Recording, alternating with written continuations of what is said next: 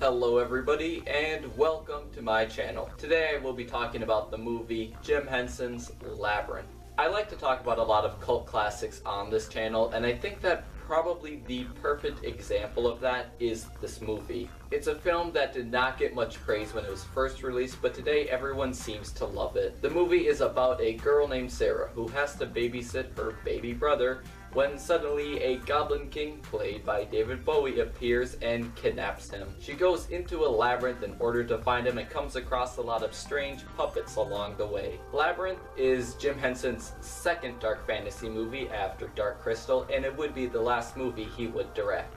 I'm probably going to repeat a lot of the stuff I said in my Dark Crystal review, but Jim Henson is someone who I really respect. He took the idea of puppeteering to a whole new level, and people would not be as appreciative of it if it were not for him. Unlike most movies, The Labyrinth is a movie that you should not judge by the narrative. It's like Alice in Wonderland in the sense that it's a journey you go on, but it really makes no sense. But it's not just retreading the ideas of Alice in Wonderland, it's Alice in Wonderland with a Jim Henson flair to it.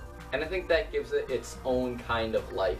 Labyrinth is filled with wondrous creations made up of great puppets and beautiful set pieces. When reviewing Dark Crystal, I talked about all of the work and dedication and love that went into it, and the same applies with Labyrinth.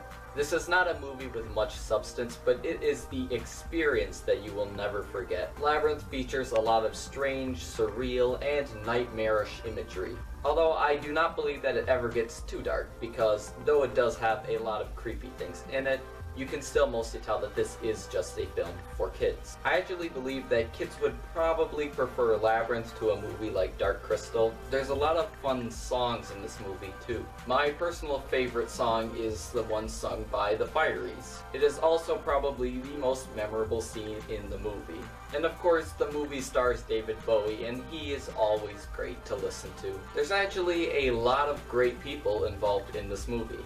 Not only do we have Jim Henson and David Bowie, but we even have George Lucas. George Lucas produced and co-edited this movie, and let's not forget, this is back when he made good movies. The script was even written by Terry Jones, who is a big member of Monty Python. It's funny that you can get all of these great people involved in the movie, yet it's still a box office failure. This movie barely made half of its budget back. And the saddest part of all of this is that Jim Henson was really bummed out about it, and it makes it even sadder that he only died a few years later. But Jim Henson left behind a legacy like no other director, and though he did not live to see it, I think that this movie is now a classic and possibly even a masterpiece. Just judging Labyrinth as a film, it is kind of a mess, but I think that's what people like me find appealing about it. It really shows off the inventiveness of Jim Henson and the oddball lunacy that he is able to pull off so well. I recommend this movie to almost anyone. It is especially a great kids film. It's something that won't be soon forgotten and will only be discovered by more and more viewers over the course of time. Thank you for watching, and goodbye.